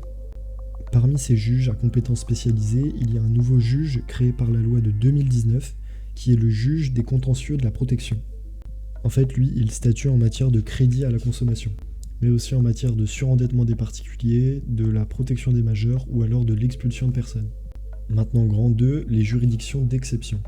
Alors les juridictions d'exception ne peuvent trancher que les catégories de litiges qui leur ont été expressément attribuées par les textes. Elles ont en commun d'être spécialisées dans un contentieux déterminé et d'être composées exclusivement de juges non professionnels, alors que les tribunaux judiciaires, les magistrats sont des magistrats professionnels de carrière par exemple. Ces juridictions d'exception sont moins nombreuses. Il y a au premier degré donc des tribunaux de commerce, mais aussi les prud'hommes et les tribunaux paritaires des baux ruraux. On va donc voir dans un grand A les tribunaux de commerce. Alors les juridictions commerciales sont les plus anciennes de nos juridictions. En fait, au début, elles sont introduites au XVe siècle pour faire trancher les litiges entre marchands. En gros, ce qui se passe, c'est que donc, pendant ces foires où les marchands se retrouvent, les litiges étaient immédiatement jugés par des commerçants élus par d'autres commerçants. Et donc, à partir du XVIe siècle, elles ont été instituées en vertu d'un édit royal de manière permanente dans les grandes villes commerçantes. En fait, ce sont les seules juridictions d'Ancien Régime que la Révolution n'a pas supprimées. Le nombre et le siège des tribunaux de commerce sont aujourd'hui fixés par décret. En fait, ils sont institués que dans les grands lieux ou les villes où l'activité commerciale la justifie. Il y a aujourd'hui en France 134 tribunaux de commerce. Alors, les textes qui régissent le commerce sont régis dans le Code du commerce. Et donc, en ce qui concerne leurs compétences, les tribunaux de commerce jugent en première instance les affaires commerciales. Donc, c'est à savoir les litiges entre commerçants. Donc, ça peut être des contestations relatives aux actes de commerce contre toute personne, et aussi des contestations relatives aux sociétés commerciales, comme les actions d'une société contre un associé. Ils sont aussi compétents en matière de procure de redressement ou de liquidation judiciaire, exercée à l'encontre d'entreprises en difficulté. Il y a pour ça la loi du 18 novembre 2016 qui augmente la compétence aussi avec les litiges entre artisans. Donc de plus, les tribunaux de commerce présentent la particularité d'être exclusivement composés de juges élus. En fait, ces juges élus sont des commerçants et industriels élus par leurs confrères, pairs qui tranchent les litiges portés devant ces juridictions. Il y a aujourd'hui 3200 juges consulaires, c'est-à-dire que ce sont des commerçants et industriels qui exercent leurs fonctions bénévolement tout en conservant leur activité professionnelle. En fait, ces juges élus sont ici car on juge qu'ils connaissent le mieux les usages professionnels et qu'ils pourront, grâce à leur expérience personnelle, trouver des solutions adéquates pour régler les litiges. Et puis donc aussi d'un point de vue financier, cela paraît plutôt adéquat puisque ces juges font du bénévolat, donc l'État n'a pas besoin en fait de les payer, de sortir d'argent. Donc en ce qui concerne le fonctionnement de ces tribunaux, il faut remarquer que les tribunaux importants sont divisés en chambres spécialisées, les audiences sont publiques et les jugements sont rendus par des formations collégiales, donc 3 juges minimum. Pour le ministère public, il est représenté par un procureur de la République, c'est le procureur du tribunal judiciaire, dans le ressort duquel se trouve le tribunal de commerce plus précisément. Ces juridictions ont suscité beaucoup de critiques récurrentes, 2 séries de critiques particulièrement. Les premières en fait sont par rapport à l'indépendance et l'impartialité des juges consulaires. Ici aussi des mesures ont été prises. Concernant le statut des juges consulaires, une loi du 18 novembre 2016 a prévu l'incompatibilité de l'exercice du mandat du juge consulaire avec d'autres mandats ou professions, et ceci notamment pour éviter le cumul de fonctions. La loi de 2016 a aussi renforcé les obligations en matière de formation qui pèsent sur ces juges, même si ces formations ne sont pas des plus efficaces. Et l'autre, en fait, est la qualité des décisions rendues. Aucune qualification n'est exigée pour être élu juge consulaire. Ici, donc, des mesures ont été prises pour améliorer la situation et faire taire les critiques. 2 mesures en particulier. La première qui consiste à supprimer les petits tribunaux, et la seconde est l'attribution depuis 2005 aux seuls tribunaux les plus importants du contentieux, relatif au redressement et liquidation judiciaire. Malgré ça, il y a eu des propositions de réforme qui visaient à introduire des magistrats professionnels au sein de ces juridictions, mais cette proposition n'a pas abouti, d'abord parce que cela aurait été plus coûteux pour l'État, mais aussi et surtout parce que les commerçants et industriels n'ont pas voulu de ce genre de système, ils ont donc refusé. C'est pourquoi la France est l'un des rares pays à n'avoir au sein de ces juridictions que des juges élus. Maintenant, on va voir en B les conseils de prud'homme. Alors donc ces conseils des prud'hommes remontent à une juridiction créée à Lyon sous l'Ancien Régime afin de juger les litiges opposant les fabricants de soie à leurs ouvriers. Supprimée à la Révolution, cette juridiction fut rétablie par une loi du 18 mars 1806. Cette même loi autorisa l'implantation sur les territoires français d'autres juridictions comparables surnommées conseils de prud'hommes. Cette appellation est d'origine latine et s'explique par l'idée que ces tribunaux étaient composés d'hommes sages, prudents. Depuis une loi du 18 janvier 1979, il doit y avoir au moins un conseil de prud'homme dans le ressort de chaque tribunal judiciaire. Aujourd'hui, il existe 210 conseils de prud'homme. Ces tribunaux sont régis par le Code du travail. Les conseils de prud'homme connaissent des litiges individuels nés à l'occasion d'un contrat de travail ou d'apprentissage, mais ça en fait, ça ne s'étend pas au conflit collectif de travail, c'est-à-dire genre une grève. De plus, ces conseils sont des juridictions originales à divers égards. En premier lieu, chaque conseil est divisé en 5 sections autonomes qui correspondent chacune à des activités professionnelles de nature différente, encadrement, industrie, commerce, agriculture et professions diverses. La deuxième originalité, c'est que les conseils donc, de prud'homme sont investis d'une mission de conciliation qui s'exerce préalablement à tout jugement.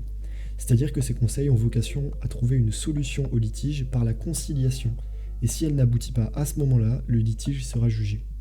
C'est-à-dire que dans un premier temps, la procédure se déroule au sein de chaque section en 2 temps. Le litige est d'abord soumis au bureau de conciliation et d'orientation, qui a pour mission de trouver un arrangement amiable entre les parties. Si la conciliation aboutit, les conseillers établissent un procès-verbal de conciliation qui met fin au litige. Dans le cas contraire, le plus souvent, c'est-à-dire environ 90% des cas, l'affaire est transmise au bureau de jugement qui tranche le litige en rendant un jugement. Tant que le conseil n'a pas rendu de jugement, une conciliation est toujours possible. Troisième originalité, c'est que le conseil des prud'hommes sont composés de juges non professionnels. Ces juges appelés conseillers prud'homaux sont des employeurs et des salariés. Aucun magistrat professionnel ne siège dans ces juridictions, sauf dans le cas particulier où une répartition serait nécessaire. Alors donc les conseillers prud'homaux exercent leur fonction de juge parallèlement à une activité professionnelle. Aujourd'hui, on en compte environ 15 000 conseillers prud'hommes. Et donc, les conseillers salariés ont l'autorisation de s'absenter de leur travail pour exercer leur mandat. Les heures de travail ratées sont rémunérées par l'État, de même pour les employeurs qui sont indemnisés par l'État.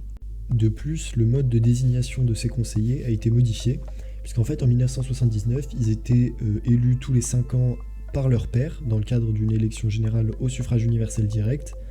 Mais ce système a été abandonné donc, et une ordonnance du 31 mars 2016, qui a été utilisée pour la première fois en 2018, inclut que désormais ils sont nommés déjà plus pour 5 ans mais pour 4 ans, et conjointement par les ministres de la Justice et du Travail, sur proposition des organisations syndicales de salariés et des organisations professionnelles d'employeurs en fonction de leur audience. En dernier lieu, les conseils de prud'homme sont des juridictions paritaires, ce qui signifie que les conseillers employeurs et les conseillers salariés siègent au sein de chaque section et de chaque formation. En gros, au sein de chaque section et de chaque formation, ils sont départagés de manière égale entre salariés et patrons. Sauf que comme ils sont départagés de manière égale, il arrive qu'il y ait des égalités, et donc lorsqu'un partage égal des voix empêche la prise de décision, l'affaire va être renvoyée à une formation de départage, présidée par un magistrat du tribunal judiciaire qui joue le rôle du juge départiteur. Donc soit il se rallie à un des deux partis, soit il crée propose une troisième solution. Et donc pour accélérer les jugements, le bureau de jugement peut désormais être composé de 4 conseillers, c'est-à-dire 2 conseillers employeurs et 2 conseillers salariés, qui ont l'obligation de statuer dans un délai de 3 mois pour accélérer les procédures. Maintenant on va voir en C les tribunaux paritaires des baux ruraux. Alors les tribunaux paritaires de baux ruraux statuent sur les litiges nés à l'occasion d'un bail rural. Un bail rural, c'est un contrat par lequel le propriétaire d'une terre, appelé le bailleur, loue celui-ci à un fermier ou à un métallier, le preneur, qui l'exploitera à son profit moyennant le versement d'une redevance au bailleur. Alors les litiges suscités par ces contrats de bail relèvent de ces juridictions. Ces juridictions sont codifiées donc dans le code rural. On peut ajouter qu'il doit exister au moins un tribunal de bourreau dans chaque tribunal du ressort judiciaire. Chaque tribunal est présidé par un magistrat professionnel judiciaire et de 4 ascenseurs représentant en nombre égal les bailleurs et preneurs. Les 4 autres membres sont donc des juges non professionnels. Ces tribunaux n'ont pas de juridiction permanente. Le tribunal fonctionne par session, dont la fréquence et la durée est en fonction du nombre d'affaires à traiter. Cela peut donc varier d'un tribunal à un autre en fonction du nombre de litiges qu'il a à traiter. Maintenant, on va voir donc les juridictions pénales. Alors, les juridictions pénales, aussi appelées juridictions répressives, sont chargées de défendre la société en assurant la répression des infractions. Certaines de ces juridictions sont des juridictions de droit commun et d'autres d'exception. On va voir donc en 1 les juridictions de droit commun. L'une des spécialités du procès pénal préside dans la coexistence de juridictions d'instruction et de juridictions de jugement. On va voir en A les juridictions d'instruction. Donc avant d'être jugée, une affaire doit être instruite, c'est-à-dire mise en état d'être jugée. Et souvent l'instruction, elle passe par des juridictions spécifiques dont le rôle n'est pas de se prononcer sur la culpabilité de la personne poursuivie, mais de rassembler les preuves et d'apprécier si les charges sont suffisantes pour justifier le renvoi de la personne poursuivie devant une juridiction de jugement. En fait, cette séparation des fonctions d'instruction et de jugement résulte au fait que le magistrat qui a instruit l'affaire ne peut pas participer à son jugement. Cette séparation est une garantie d'impartialité du tribunal qui va juger l'affaire. Aussi, il faut dire que cette instruction préparatoire n'est pas systématique. Alors, elle est obligatoire pour les crimes, car c'est une infraction qui est considérée comme particulièrement grave, et du fait de l'importance des peines encourues. Pour les délits, alors cette instruction, elle n'est pas toujours nécessaire, on va dire qu'elle est facultative. Et enfin, pour les contraventions, il n'y a en principe aucune instruction. Mais alors, qui assure ces fonctions ? Ce sont au premier degré les magistrats du siège du tribunal judiciaire, désignés par le président de la République par un décret présidentiel. Jusqu'en 2020, il devait y avoir au moins un juge d'instruction dans chaque tribunal, mais depuis la loi du 23 mars 2019, il est simplement prévu au terme de la loi qu'il doit y avoir un ou plusieurs juges d'instruction dans chaque département. Alors jusqu'en 2007, chaque juge instruisait seul une affaire et constituait à lui seul une juridiction. Ça a été modifié par une loi du 5 mars 2007 qui a créé dans les tribunaux de grande instance important des pôles de l'instruction regroupant l'ensemble des juges d'instruction du tribunal de grande instance. Donc les affaires sont instituées soit par un juge unique, soit par un pôle d'instruction. Aujourd'hui, on a 91 pôles d'instruction. Ces pôles sont compétents en matière de crime, ainsi que pour les affaires pour lesquelles une co-saisine de plusieurs juges d'instruction a été décidée. En pratique, cela concerne quand même les délits graves et complexes. En ce qui concerne la saisine de la juridiction d'instruction, celle-ci peut être saisie soit par le procureur de la République, soit par la victime. Cette juridiction ne pourra donc pas se saisir elle-même. Le juge d'instruction détient d'importants pouvoirs lui permettant d'exercer son mandat.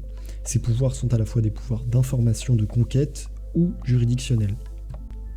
Si des indices graves et concordants laissent présumer que la personne suivie pourrait avoir commis une infraction, le juge d'instruction peut la mettre en examen. Il peut alors prendre à l'encontre de cette personne certaines mesures restrictives de liberté, mais il n'est plus compétent pour placer cette personne en détention provisoire. Depuis une loi du 15 juin 2000, ce pouvoir a été remis à un juge appelé juge des libertés et de la détention. Cependant, il peut le soumettre à certaines obligations énumérées par la loi dans le cadre du contrôle judiciaire. Ces mesures sont énumérées dans le Code de procédure pénale à l'article 138 et suivant. Pour donner quelques exemples, dans le cadre d'un contrôle judiciaire, il peut interdire à une personne de sortir du territoire, de chez lui, ou alors il peut empêcher cette personne d'aller à certains endroits et de rencontrer certaines personnes. Ce juge peut aussi délivrer des mandats afin de contraindre un individu à se présenter devant lui. Quant à la recherche des preuves, il peut interroger le mis en examen, il peut entendre les victimes ou les témoins, il peut ordonner des expertises, il peut aussi se déplacer sur les lieux de l'infraction ou encore il peut procéder à des perquisitions et des saisies de documents. Mais le juge d'instruction doit instruire à charge et à décharge, c'est-à-dire qu'il doit retenir tous les éléments de preuve, aussi bien ceux qui accusent la personne poursuivie que ceux qui la disculpent, autrement dit qui l'innocentent. À la fin de son instruction, le juge peut décider soit de rendre ce qu'on appelle une ordonnance de non-lieu à poursuivre, c'est-à-dire si les charges lui semblent insuffisantes pour justifier sa comparution devant le tribunal de jugement, soit dans le cas contraire, prendre une ordonnance de renvoi devant la juridiction de jugement compétente qui décidera si l'individu est coupable ou non. Donc en fait, ce n'est pas le juge d'instruction qui décide si la personne est coupable ou non, il ne fait que décider si elle mérite d'être jugée. En ce qui concerne les personnes jugées pour crime, le juge prend une ordonnance de mise en accusation qui la renvoie devant une cour d'assises. Maintenant, on va voir en B les juridictions de jugement. Alors, les juridictions de jugement sont chargées de se prononcer sur la culpabilité de la personne poursuivie et de prononcer, le cas échéant, une peine à son encontre. Il existe 3 catégories de juridictions de jugement, puisque selon la gravité de l'infraction, il sera un tribunal de police, un tribunal correctionnel ou encore une cour d'assises. Alors grossièrement, ce qu'il faut retenir, c'est que pour les tribunaux de police, ils sont compétents en matière de contravention. Ce sont les infractions les moins graves, par exemple tapage nocturne, stationnement irrégulier, des coups et blessures légers. Ce tribunal est constitué par un juge du tribunal judiciaire. C'est un juge unique, les jugements ne sont pas rendus par une formation collégiale de juges. Le parquet de ces tribunaux est représenté par un magistrat du ministère public, lui-même représenté par le procureur de la République ou un commissaire de public, en fonction de la gravité de la contravention. Ensuite, on a les tribunaux correctionnels. Alors, ils sont compétents en matière de délit. Ça peut être un vol, un abus de biens sociaux, des coups et blessures graves, des discriminations, un harcèlement moral. Ces tribunaux sont des tribunaux judiciaires siégeant en matière pénale. Quand ils statuent en matière pénale, les tribunaux judiciaires sont appelés tribunaux correctionnels. Ces tribunaux statuent en principe en formation collégiale de tous les juges. Néanmoins, il existe des exceptions qui sont énumérées par la loi où à ce moment-là, l'affaire sera jugée par un juge unique, notamment pour les infractions du code de la route. Et donc le ministère public est représenté par le procureur de la République ou par l'un de ses substituts. Maintenant, on va avoir les cours d'assises. Alors les cours d'assises sont chargées de la représentation des crimes, hormis ceux qui relèvent des juridictions d'exception. On peut qualifier de crimes les meurtres, tentatives d'homicide, viols, tortures. Alors les cours d'assises sont des juridictions pénales originales, puisqu'en matière civile, il n'y a pas d'équivalent des cours d'assises. Il en existe une par département et chacune est composée de juges professionnels et de jurés populaires. À la cour, proprement dite, formée de 3 magistrats professionnels ainsi associés à un jury composé de 6 jurés tirés au sort, la formation de jurés a lieu par étapes successives. De plus, une cour d'assises n'est pas une juridiction permanente, elle siège par session qui sont ouvertes quand cela est nécessaire. La durée des sessions varie en fonction du nombre et de la complexité des affaires traitées. La cour et le jury se prononcent ensemble à la fois sur la culpabilité de l'accusé et sur la peine applicable. Ceci leur permet d'être pleinement informés sur la conséquence de leur vote. Toute décision défavorable doit être prise à la majorité de 6 voix sur 9. Néanmoins, certains crimes particuliers sont jugés par des cours d'assises spéciales, composées exclusivement de juges professionnels. Celles-ci sont concernées donc par les crimes commis par les militaires, liés à des activités terroristes ou relatifs au trafic de stupéfiants. De plus, une loi du 23 mars 2019 a prévu la création à titre expérimental, dans quelques départements, d'une cour criminelle chargée de juger certains crimes à la place d'une cour d'assises. Ces cours criminelles siègent dans la même ville que la cour d'assises, elles sont composées uniquement de magistrats professionnels et elles sont chargées de juger les crimes passibles de 15 à 20 ans de réclusion. En fait, l'objectif c'est d'alléger les audiences des cours d'assises et donc le volume d'affaires que celles-ci doivent traiter. Maintenant, en 2, on va voir les juridictions d'exception. Alors, les juridictions d'exception sont compétentes pour juger certains délinquants ou certaines infractions que la loi détermine. Ces juridictions d'exception en matière pénale sont peu nombreuses. On a les juridictions pour mineurs et d'autres. Alors, grand A, les juridictions pour mineurs. Alors, les mineurs délinquants sont soumis à des règles pénales particulières, dérogatoires au droit commun. Cette spécificité du droit applicable justifie une plus grande spécialisation juridictionnelle. C'est pour ça qu'on utilise le Code de la justice pénale des mineurs, créé récemment par une ordonnance du 11 septembre 2019. Les affaires des mineurs doivent être instruites par un juge d'instruction pour mineurs, au moins lorsqu'il s'agit d'un crime. De plus, le tribunal pour enfants est une juridiction collégiale, présidée par un juge des enfants, assisté par 2 assesseurs, qui sont des particuliers choisis car ils ont des compétences dans des domaines particuliers de l'enfance. Ils sont nommés 4 ans par le ministre de la Justice, et la cour d'assises des mineurs est composée, comme les cours d'assises classiques, de magistrats professionnels et d'un jury populaire. Elle juge les crimes commis par les mineurs entre 16 et 18 ans.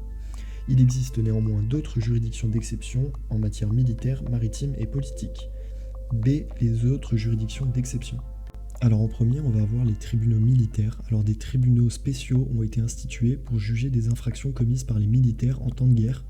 Pour les crimes militaires, en temps de paix, ce sont des juridictions de droit commun qui statuent. Ensuite, on va avoir les tribunaux maritimes. Il existe 6 tribunaux maritimes chargés de juger les délits ou les contraventions relatifs à la navigation, comme par exemple les cas d'abandon de navire ou en cas d'infraction à la police de la navigation. En fait, l'existence de ces tribunaux est justifiée car les personnes jugeant ces infractions doivent avoir des compétences particulières. La composition est aussi particulière car dans ces tribunaux, ils sont composés donc de 3 magistrats et d'au moins 2 assesseurs maritimes, c'est-à-dire qui justifient d'une expérience particulière dans le domaine de la navigation. Enfin, on a la Cour de justice de la République. Alors elle est compétente pour juger les crimes ou les délits commis par les ministres ou les membres du gouvernement dans l'exercice de leurs fonctions. C'est prévu par l'article 68-1 et 68-2 de la Constitution. Elle est composée de 15 juges, 3 magistrats du siège et 12 parlementaires élus en nombre égal par l'Assemblée nationale et le Sénat. Le président peut être destitué en cas de manquement à ses fonctions. Ensuite, donc, on va voir la section 2, les juridictions d'appel. Alors, il y a 2 juridictions. Tout d'abord, les cours d'appel, qui sont compétentes aussi bien en matière civile que pénale, mais aussi des cours d'assises d'appel, qui sont formées comme les cours d'assises, seulement la différence vient du nombre de personnes qui composent ces cours. Au lieu d'avoir 6 jurés, il y en a 9. Alors maintenant, on va voir donc les cours d'appel. Alors, les cours d'appel, en fait, trouvent leur origine dans les parlements de l'Ancien Régime. Donc, c'est-à-dire, au début, il y avait les juridictions d'appel dans les provinces. Les révolutionnaires de 1789 ont d'abord mis en place, par crainte de voir ressurgir les anciens parlements, un système d'appel circulaire.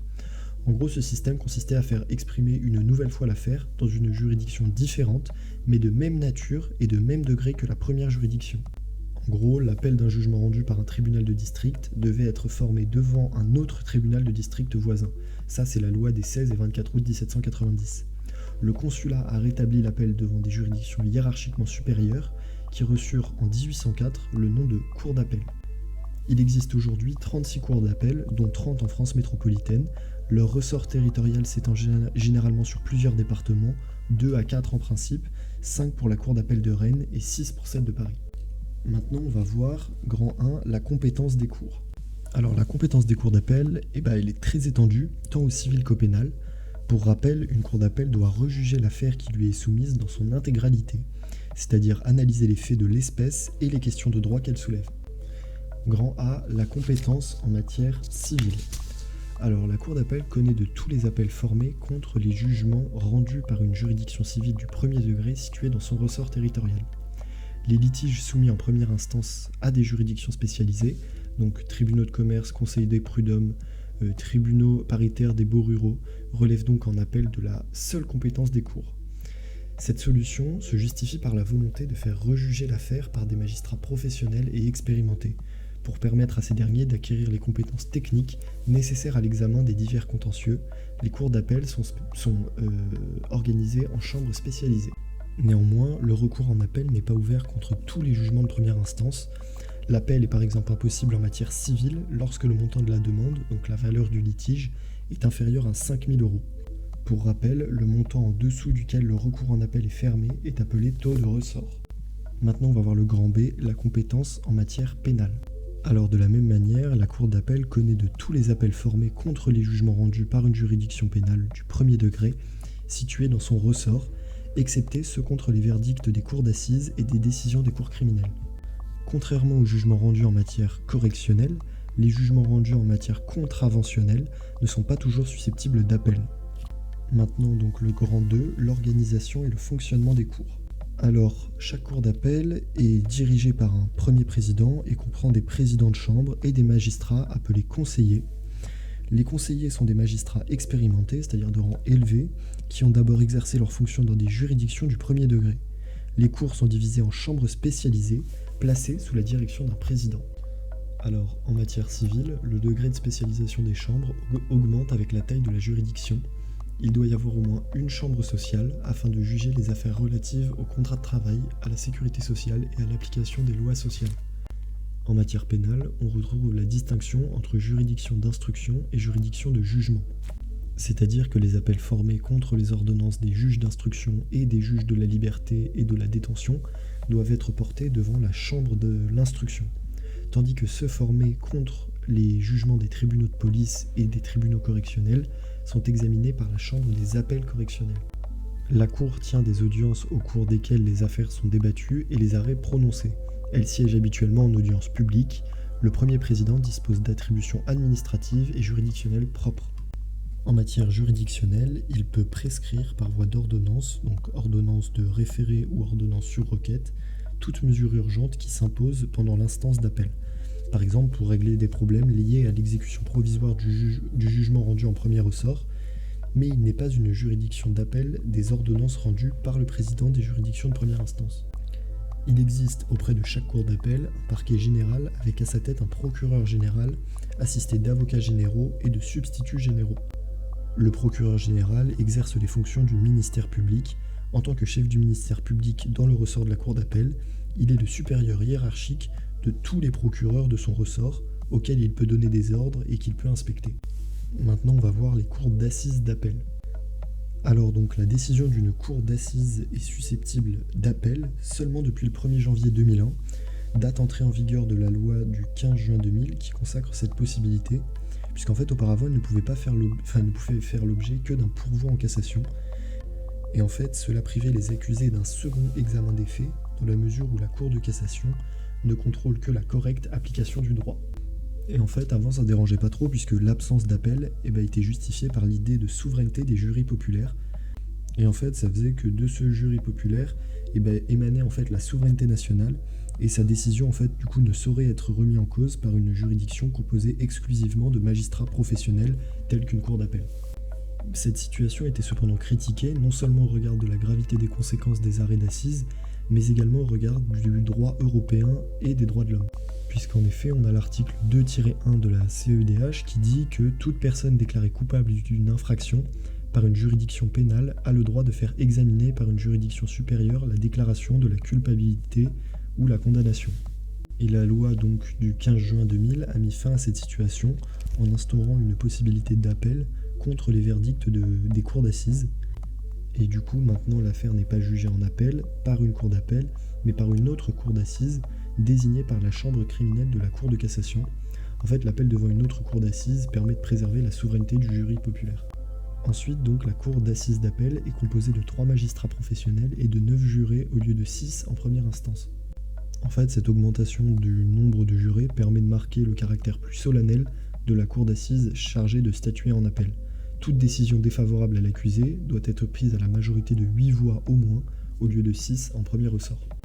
En fait, le droit d'appel, au début, il était limité qu'à l'accusé, et en 2002, il a été étendu au ministère public. Donc ce dernier peut notamment contester en appel les arrêts, donc par exemple d'acquittement, et les cours d'assises d'appel sont compétentes pour connaître en appel des décisions rendues par les cours criminelles. Section 3, la Cour de cassation. Alors la Cour de cassation, c'est la plus haute juridiction de l'ordre judiciaire. Elle trouve son origine lointaine dans une section du Conseil du roi, remplacée en 1790 par un tribunal de cassation. La Cour de cassation est une juridiction fondamentale qui assure un rôle régulateur essentiel, qui explique les spécificités de son organisation et de son fonctionnement. Alors on va voir donc le rôle de la Cour de cassation. Alors déjà, traditionnellement, la Cour de cassation remplit la fonction de juge de cassation, mais c'est pas le seul rôle qu'a la Cour de cassation, puisqu'elle assure aussi le filtrage donc, des QPC, et il y a un autre rôle qui est que la Cour donne des avis sur des questions de droit dont elle est saisie par les juridictions du fond. Puisqu'en effet, les juridictions de premier degré sont autorisées à saisir la Cour de cassation pour demander son interprétation d'une règle de droit applicable dans un procès en cours devant elle. La question de droit doit être nouvelle, présenter une difficulté sérieuse et se poser dans de nombreux litiges. Le rôle principal de la Cour de cassation reste néanmoins celle du juge de cassation. En tant que juge de cassation, la Cour statue sur les pourvois en cassation, formés contre les décisions rendues en dernier ressort par les juridictions de l'ordre judiciaire. Sa mission est de veiller au respect des règles de droit par les juridictions inférieures et d'assurer l'unité dans l'interprétation et l'application du droit. Il s'agit de garantir au justiciable qu'il sera jugé partout pareil en France. Si la Cour estime que la règle de droit a été correctement appliquée, elle rejette le pourvoi et la décision attaquée devient irrévocable. À ce moment-là, le procès s'arrête là. Si, en revanche, la Cour constate une atteinte à la règle de droit, elle casse la décision attaquée, c'est-à-dire qu'elle l'annule. Dans cette hypothèse, elle renvoie l'affaire devant une autre juridiction de même nature et de même degré que celle dont émane la décision cassée, mais parfois la Cour de cassation peut casser une décision sans renvoyer l'affaire. Et là, en fait, ça va s'appeler la cassation sans renvoi, et elle est possible dans quelques hypothèses. Quand il n'y a plus rien à juger sur le fond, il n'y a donc plus de raison de saisir une juridiction, comme par exemple si un arrêt est cassé pour avoir reçu un appel hors délai.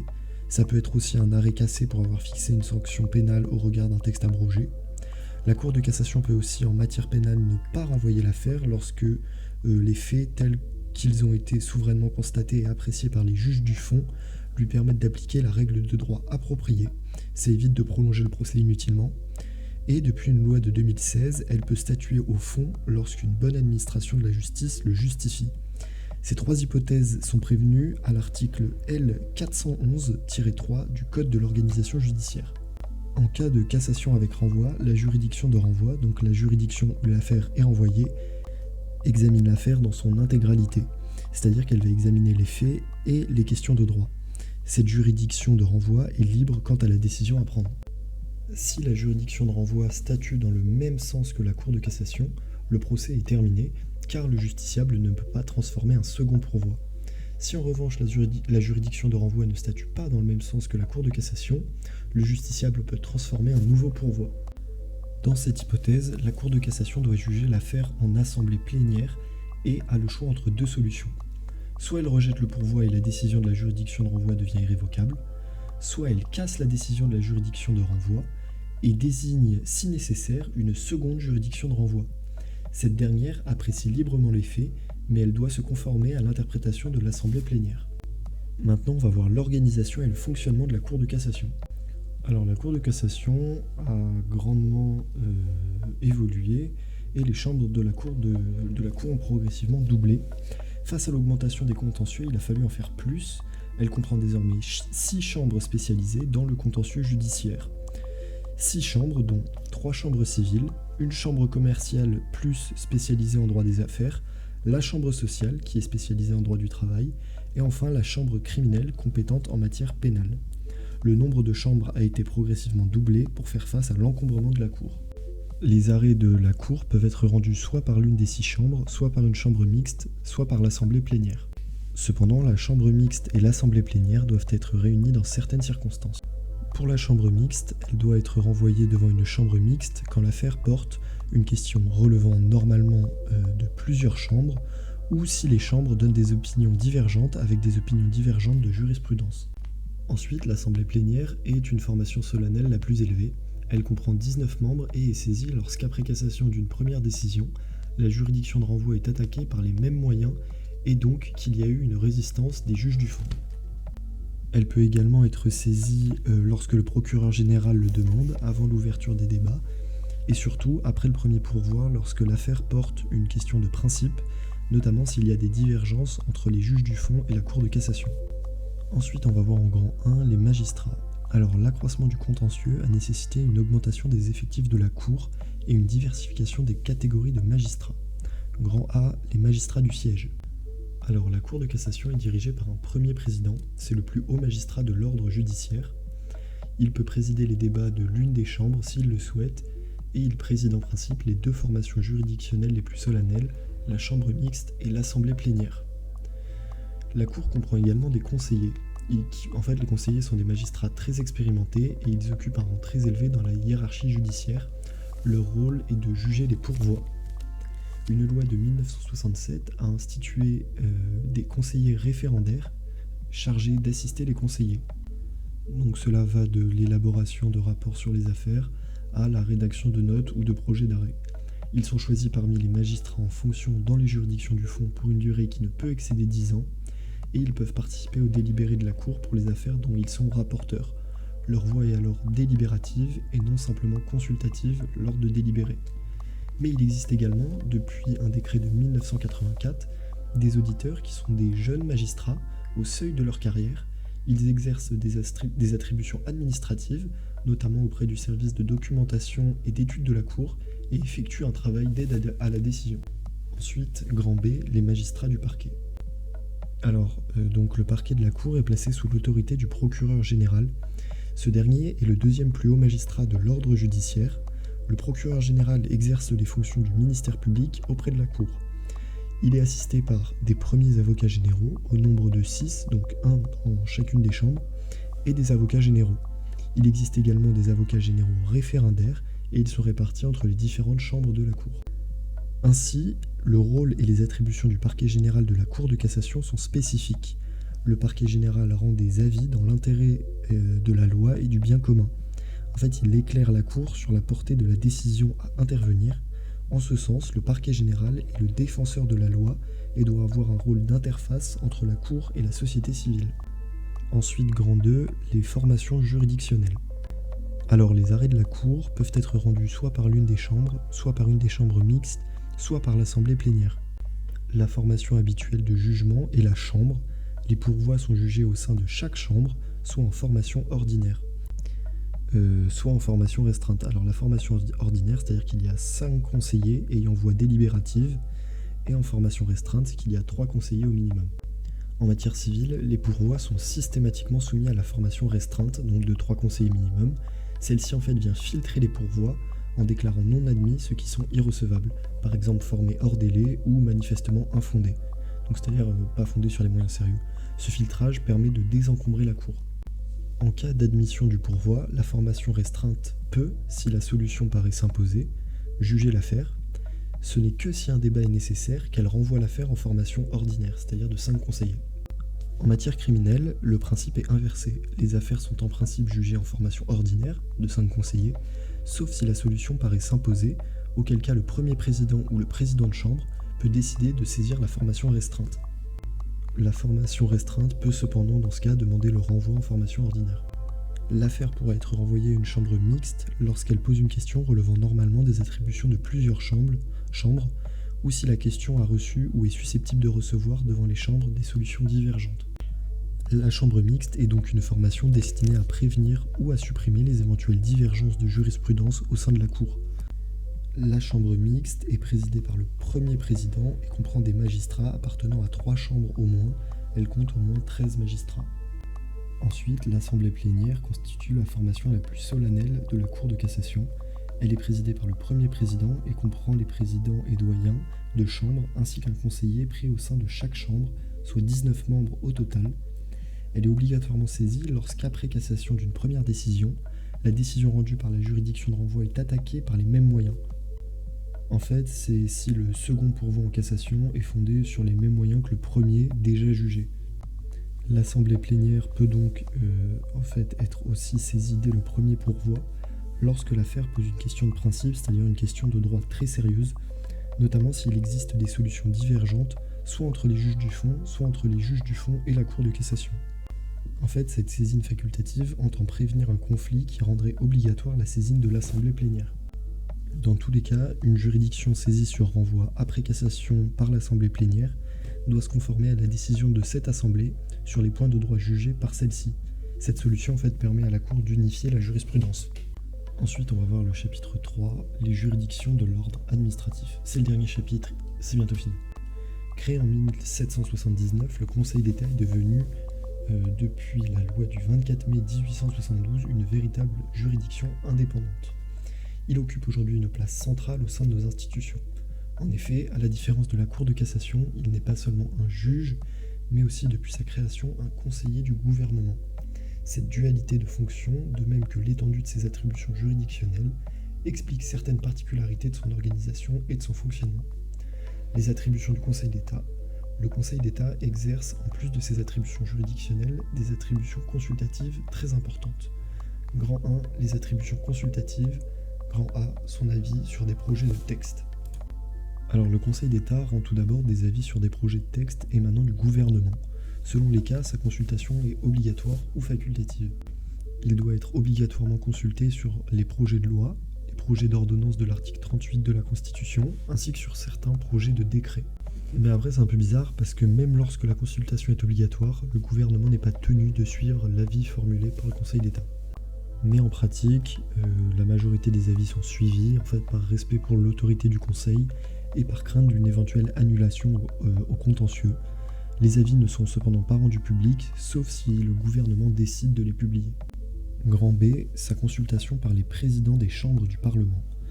Par ailleurs, depuis la révision constitutionnelle du 23 juillet 2008, le Conseil d'État peut également être consulté par le président de l'Assemblée nationale ou celui du Sénat sur une proposition de loi. Avant son examen en commission, il peut donc occasionnellement conseiller le Parlement, mais cette fonction trouve cependant rarement à s'exercer, moins d'une dizaine d'avis par an. Grand C, sa consultation par le gouvernement. Enfin, le gouvernement, donc Premier ministre ou ministre, peut saisir le Conseil d'État d'une demande d'avis sur un problème particulier. Il peut être consulté sur des difficultés qui s'élèvent en matière administrative. Le Conseil d'État peut de son côté appeler l'attention des pouvoirs publics sur les réformes, législatives ou réglementaires, qui lui paraissent souhaitables. Il réalise à cette fin des rapports et des études qui en pratique lui sont souvent demandés par le gouvernement. Les rapports et études élaborés par le Conseil d'État peuvent comporter des projets de texte entièrement rédigés. Grand 2, les attributions juridictionnelles. Alors, les attributions juridictionnelles du Conseil d'État sont aujourd'hui considérables. Le Conseil d'État est en effet juge de premier et dernier ressort, juge d'appel et juge de cassation. Il s'agit là d'une autre différence essentielle par rapport à la Cour de cassation. Cette originalité s'explique avant tout par certaines spécificités du contentieux administratif. Le Conseil d'État peut aussi, depuis une loi du 31 décembre 1987, donner son avis aux juridictions du fond sur une question de droit dans les mêmes conditions que la Cour de cassation. Il rend chaque année entre 10 et 20 avis. Les avis ne sont pas des décisions juridictionnelles, ni même des décisions, mais de simples avis, appelés avis contentieux, pour les distinguer des avis rendus par les formations consultatives. Le Conseil d'État peut aussi être saisi d'une QPC dans les mêmes conditions que la Cour de cassation, avec le rôle donc de filtrage des QPC. Alors on va voir donc dans un grand A la compétence de premier et dernier ressort. Alors le Conseil d'État a été pendant longtemps âge de droit commun des litiges administratifs, c'est-à-dire il était le juge qui devait être saisi lorsque la loi n'avait pas attribué compétence à une autre juridiction. En pratique, il était quasiment l'unique juge du contentieux administratif. Sauf que la forte croissance des recours après 1945 a entraîné un encombrement important du Conseil d'État, avec des allongements excessifs des délais de jugement. Afin de remédier à ce problème, un décret du 30 septembre 1953 a transformé les conseils de préfecture en tribunaux administratifs. et leur a attribué la qualité de juge de droit commun du contentieux administratif en premier ressort, le Conseil d'État devenant juge d'appel de leur décision. Le Conseil d'État a toutefois conservé une compétence étendue en première instance pour des raisons liées principalement à la nature ou à l'importance de certaines affaires.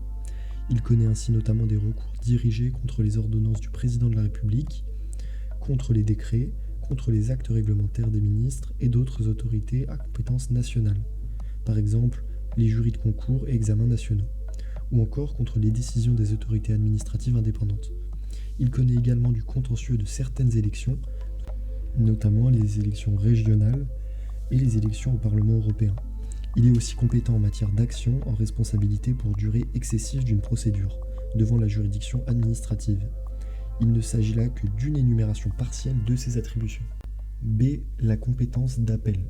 En fait, ce qui s'est passé, donc, c'est que les tribunaux administratifs, on leur a refilé le travail du Conseil d'État, sauf qu'en fait, le Conseil d'État, du coup, intervenait après, et il s'est retrouvé submergé avec beaucoup trop d'appels, donc c'est-à-dire environ 80% de son activité juridictionnelle. Cependant, face au nouvel encombrement du Conseil d'État en tant que juge d'appel, une loi du 31 décembre 1787 a créé des cours administratifs d'appel pour statuer, sauf exception, sur les appels formés contre les jugements des tribunaux administratifs. La réforme a été mise en œuvre par étapes et elle n'est complètement entrée en vigueur qu'en 1995. Donc on résume, il y avait le Conseil d'État, ce qui s'est passé c'est qu'il a relégué son taf aux tribunaux administratifs, et du coup lui n'intervenait qu'après pour les appels, sauf qu'il s'est retrouvé avec beaucoup trop d'appels. Donc ce qui s'est passé c'est que en 1987 on a créé des cours administratifs d'appel pour justement statuer, sauf pour les exceptions sur les appels formés contre les jugements des tribunaux administratifs. Ce qui fait qu'aujourd'hui la compétence d'appel du Conseil d'État est très limitée. En fait elle porte sur des litiges pour lesquels il est nécessaire de donner rapidement une réponse définitive. C'est-à-dire qu'elle concerne l'appel des jugements rendus par les tribunaux administratifs dans le contentieux des élections municipales et départementales, ainsi que l'appel des ordonnances rendues par le juge administratif dans 4 procédures d'urgence, dont le référé liberté qu'on a vu au tout début, c'est-à-dire la procédure tendant à la sauvegarde d'une liberté fondamentale. Enfin, c'est la compétence de cassation. Alors jusqu'en 1987, cette compétence ne représentait qu'une faible part de l'activité juridictionnelle du Conseil d'État, environ 5%. En effet, elle ne s'exerçait qu'à l'égard d'une part des juridictions administratives spécialisées statuant en dernier ressort, d'autre part des tribunaux administratifs lorsqu'ils se prononçaient en premier et dernier ressort, ce qui était exceptionnel. Cette compétence a pris une nouvelle ampleur avec la loi du 31 décembre 1987. Le Conseil d'État, en fait, est devenu juge de cassation des arrêts des nouvelles cours administratives d'appel. L'élargissement par un décret de 2003 des hypothèses dans lesquelles les tribunaux administratifs statuent en premier et dernier ressort a joué dans le même sens. La fonction de juge de cassation constitue depuis 1987 la principale activité juridictionnelle du Conseil d'État. Lorsqu'il est saisi d'un pourvoi en cassation, le Conseil d'État peut soit rejeter le pourvoi, soit casser la décision attaquée, c'est-à-dire l'annuler. En cas de cassation, il peut y avoir donc cassation avec ou sans renvoi de l'affaire au juge du fond. Le Conseil d'État peut ne pas renvoyer l'affaire lorsqu'il n'y a plus rien à juger. Par exemple, s'il suffit de prononcer un non-lieu à statuer ou de constater une irrecevabilité des conclusions présentées devant le juge du fond. Ou lorsque l'intérêt d'une bonne administration de la justice le justifie. S'il renvoie l'affaire, la juridiction saisie est liée par les points de droit qu'il a tranchés. Il doit même, lorsqu'un second pourvoi est exercé dans une même affaire et qu'une seconde annulation est prononcée, statuer définitivement au fond.